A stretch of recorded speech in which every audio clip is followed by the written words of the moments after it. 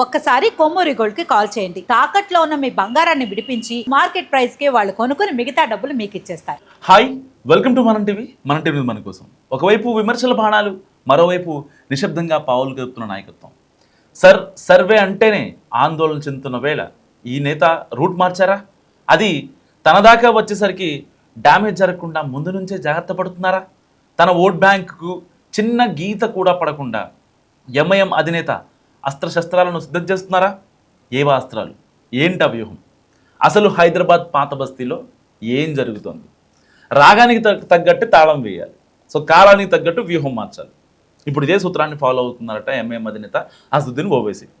Voter జాబితా ప్రత్యేక సమగ్ర సవరణ సర్వేతో తన పార్టీకి ఇబ్బందులు రాకుండా, తన ఓట్ బ్యాంక్ తగ్గకుండా వచ్చే ఎన్నికల కోసం ఇప్పటి నుంచే జాగ్రత్తలు తీసుకుంటున్నారట ఆయన.